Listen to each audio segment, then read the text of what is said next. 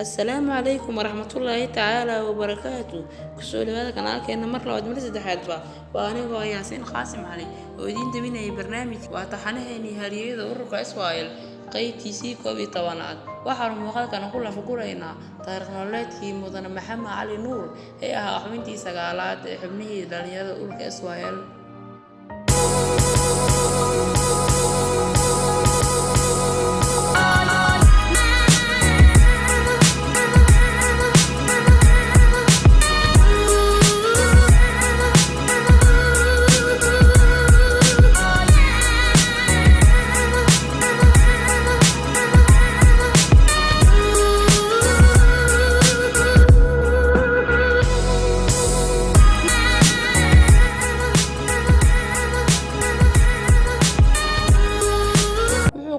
مدن محمد علي نور magaalada Muqdisho degmada Shangaani 1927 waxa uu ku dhex barbaaray labadiisa waalid dabtooda si wanaagsan way u koriyeen wuxuu yaraantiisa bartay Quraanka Kariimka ah qorista iyo mabaadi'da culuumta Islaamka markii uu gaaray sanadka wax kala soocintana waxa uu galay madrasada Talyaaniga ee hoose isagoo ku jiray ilaa 3 sano wuxuuna ka bartay luqadda Talyaaniga aad buuna uga bartay luqadda ilaa xukuumadda Talyaaniga u qaadatay in uu ka noqdo karaani mid ka mid ah xafiisyadeeda wuxuuna ka shaqeeyay ay ka dhacday boqortooyada Talyaaniga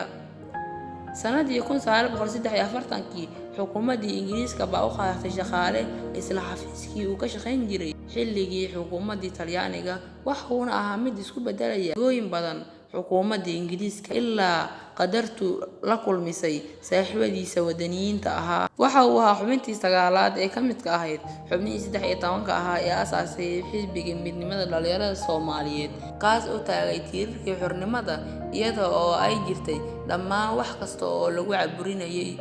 sida hanjabaado xirid burburin iyo fogeyn ama tarxiilid laakiin Xaaji Maxamed Cali waxa loo wareejiyay gaalkacyo lagu tuhmay inuu ku lug lahaa dhaqdhaqaaq siyaasadeed bedelidiisa waxa ahayd guul weyn iyo firfircooni xisbiga uu soo korortay uu halkaas ku yeeshay saameyn haddana way ka bedeshay xukuumadda isticmaalka ahayd waxayna u wareejisay qaybta Majeerteeniya isaga oo halkaasi ka muujinayay dhaqdhaqaaqiisii xurmadoonka ahaa isagoo wata shaqadiisii xukuumadda ay haddana marnaba ka caasi jirin dhaqdhaqaaqiisii xurmadoonka ahaa kadibna waxa loo wareejiyay gobolka Mudug intii lagu dhex jiray warwareejintiisii waxa batay dhaqdhaqaaqii wadaniyadda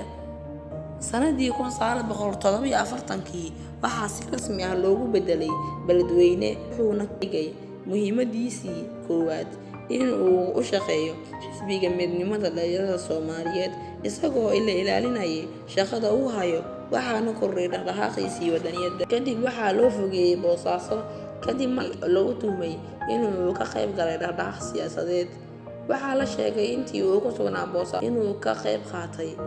kaalin weyn kacdoonkii ay dadkii deganaa Boosaaso ay ku kaceen ninkii Ingiriiska ahaa oo xukumay iyagoo ka carooday sida uu ula dhaqmay kadib xisbiga ayaa soo gudbiyay cabasho una gudbiyay madaxa sare mana uusan jirin cid taqaanay luqadda Ingiriisiga asaga mooyee ninka Ingiriiska meesha xukumay wuxuu ogaa arintaasi mudane Maxamed Cali Nuur ayaa ku qoray gacantiisa warqadii dacwada ahayd markii uu dacwadii arkay ayuu weydiiyay yaa qoray warqadan aniga ayaa qoray ayuu ugu jawaabay kadibna wuu qeyliyay ninkii Ingiriiska ahaa wuxuuna amray inuu magaalada ka tago inta aysan qoraxdu dhicin waxa uu ku soo noqday caasimadda isagoo isku dayay